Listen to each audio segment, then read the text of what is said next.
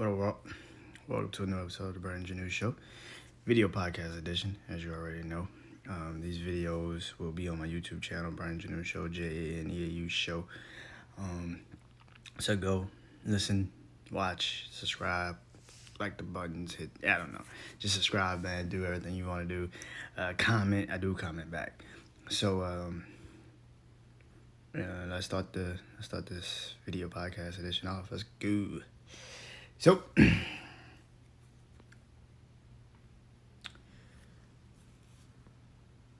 I haven't done a video since Monday, so I've been kind of slacking on that. But I'm close it out with these two videos, and this is the video right here. So, for the last couple of weeks, I've been pretty much talking about my top 5 albums of the decade. You know, top 5 albums of the decade to me. You know, the artists that, I listen to album-wise that I've liked in the last, from 2011 to 2021 has been very incredible. You know, album-wise, front to back, I can listen to, every time I put it on, I can listen to the whole project. And I've done, in the last 4 albums, I've done Rick Ross, Mastermind. I've done Ed Sheeran's Multiply album. I've done Drake, Nothing Was the Same, and I've done J. Cole 2014 Forest Hills Drive. So I'm closing this out with the last album that I felt was very incredible to me, front to back. And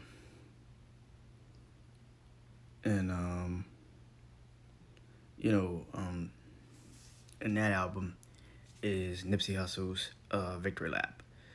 I thought that album was, one, long overdue. Nipsey was talking about Victory Lap since he was talking about Victory Lap in like 2009. Like when I first started really listening to Nipsey Hussle, he was like already talking about Victory Lap. It's coming and his album's coming.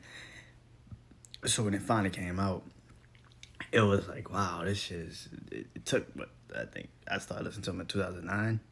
So the Crenshaw mixtape didn't come out to 2013, I think, 2014. So,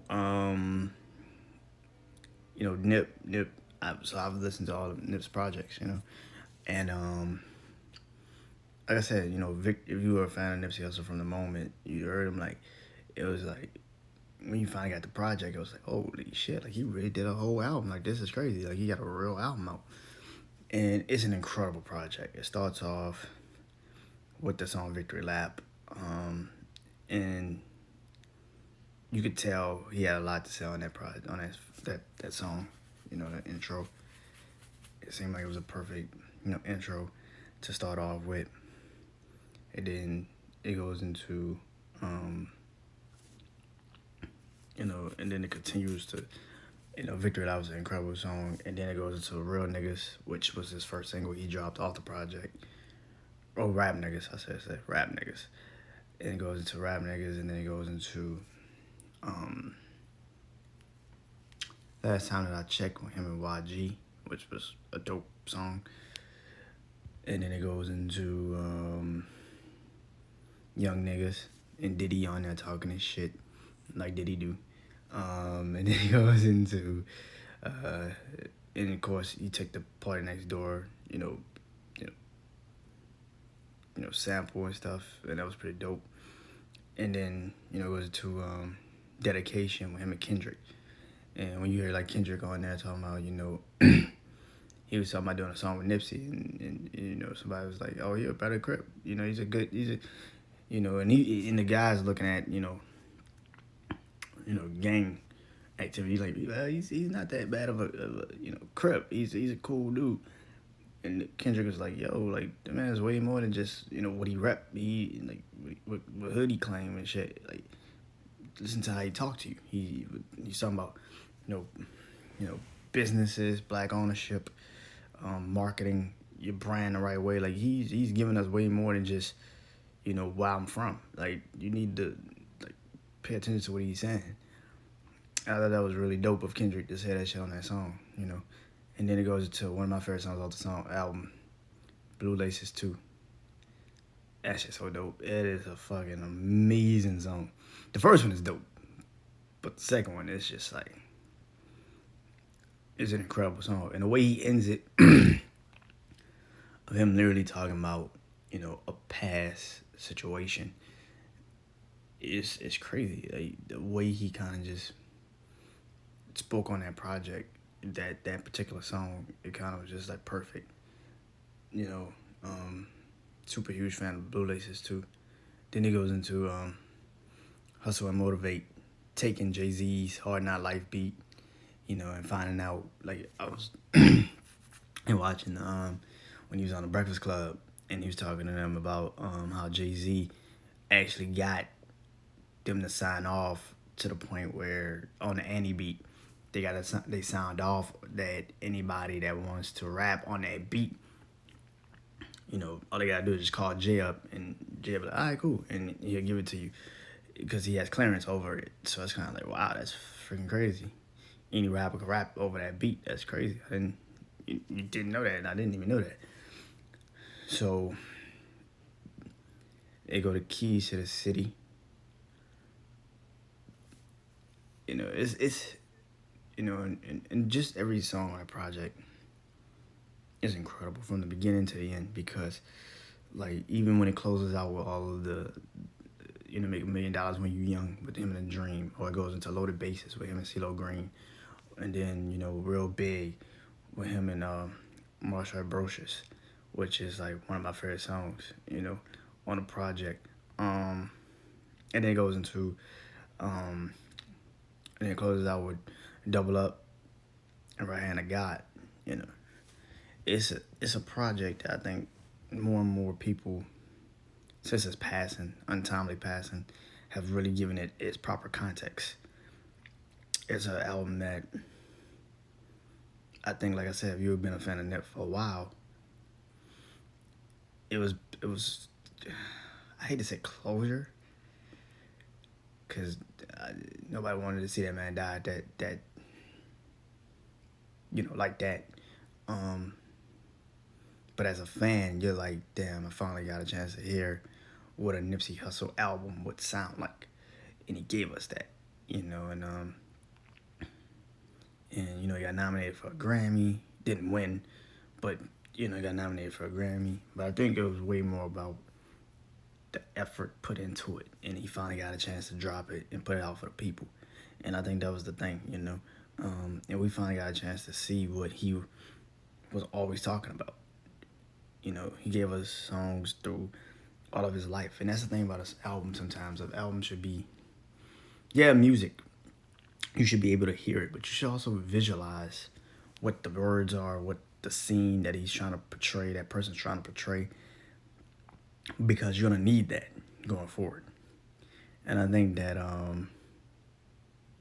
that's the thing about, you know, particularly hip-hop. Hip-hop is supposed to be a very, not just a lyrical thing, but it's supposed to be a visual, too.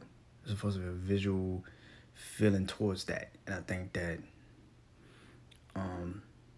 because you don't want no rapper to not make a song that you can't visualize when you in those times of that artist. So, you know, music is a reflection of life. And I think that, Victory Lap was a perfect reflection of what Nip was, what he was at that time before he passed, and what I think he wanted to be. And I think that was the reason why Victory Lap, I think, meant so much to a lot of, you know, of Nipsey Hussle fans, including me, you know, because it was just like, you know, when you hear him at the end of Real Big, you could hear him kind of just visualizing what he wants, you know, his future to be.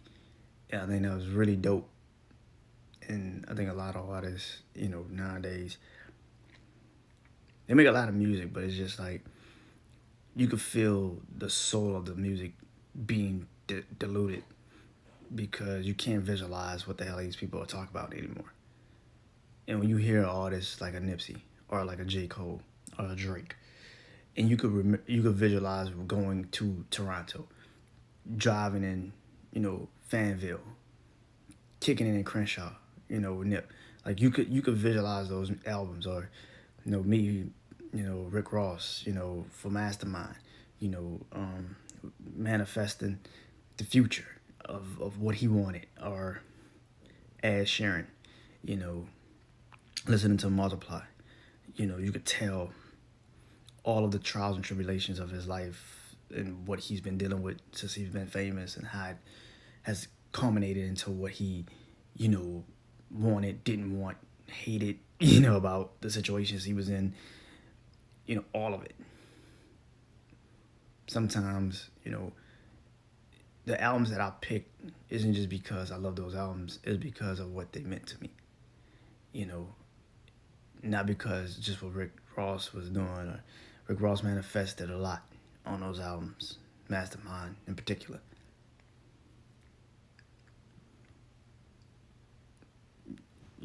Ed Sheeran talked about, his life, for somebody that is not a white kid and not from, Europe. I can't, sometimes you can't, sometimes you can't, you be like, that doesn't relate to me. But everybody relates to self-doubt, questioning themselves, feeling like the moment is too good to be true, not trusting the situations you're in, thinking people love you when they really just need something from you. So it's just like you figure this all out at the end of the day. Or even, listening to J. Cole, being from the South, I could relate to, growing up in certain situations, and you're like, that's not me, but I can see why certain people get into the lives they get into, because there's really not that many options.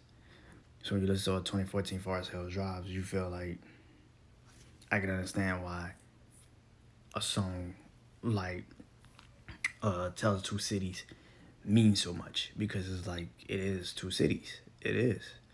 You're talking about how you want to get rich and you want to get famous, but then the city's pulling you back and saying, you don't do that here. You don't do that here. The only way you're gonna make money is by robbing a motherfucker, hurting a motherfucker, doing something damaging to maybe your own personal, confidence, or, consciousness. So, I'm not from Toronto, but I do feel like nothing was the same. Told a perfect story.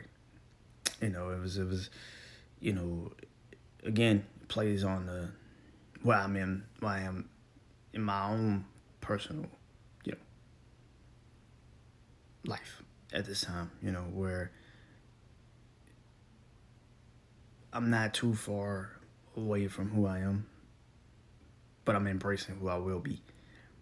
I think Nothing Was the Same was a perfect example of that. And when it comes to Victory Lap, for me, for Nipsey, ownership and feeling like you deserve it. He deserved to have that album. He all of the times, the tribulations and trials that he went through to get to that point in his career, his life, to finally have a project. That's kind of how I feel now about ownership of my podcast and these YouTube videos, and pushing myself every day to do these things, and understanding that I deserve it. I think that I'm still in the process of breaking that down into understanding, yo, you deserve this shit. You shouldn't be trying to question if it's true or not to be, you shouldn't be questioning it. You should know what this is. So out of all of it, all 5 of those albums tell a story of who I am. It'd be, 2014 Forest Hills Drives, Rick Ross Mastermind in 2014 as well,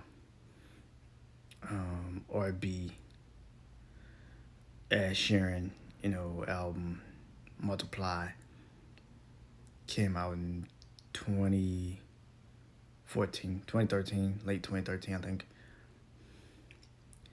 To Nothing Was the Same, 2013. To Victory Lap. So all these albums relate to me as a person and where I was in my life when I heard these projects. I just started really doing my podcast when Victory Lap came out. So when hearing that album, I was starting to really hone into the skill. I still had a job, but I was really starting to understand, like, I really want to do this podcast and I'm going to really do it. And I don't know, man, that album really spoke the words I needed to hear, because it's like, you can't sit on your ass all day saying you want to do it. You got to go do it. And I think an album like that, finally seeing a guy like Nipsey finally get what he deserved, dropping an album like that, creating that type of energy, creating that type of vibe for young up-and-comers that just wanted to make it, and believe in themselves that they can make it, and they don't need no corporations or anybody to feed into that shit. They can do it themselves. Meant a lot. So that was the last album of this decade. And don't worry, because I got 5 artists that you don't know I probably listen to like that. Or maybe you do. But I got 5 artists that I love to listen to that I haven't probably talked about a lot. So that's the next one up. Top 5 artists that are my favorite artists that I don't talk about. So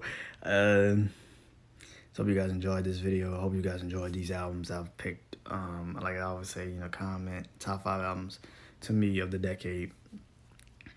And hope you guys enjoy this. And peace.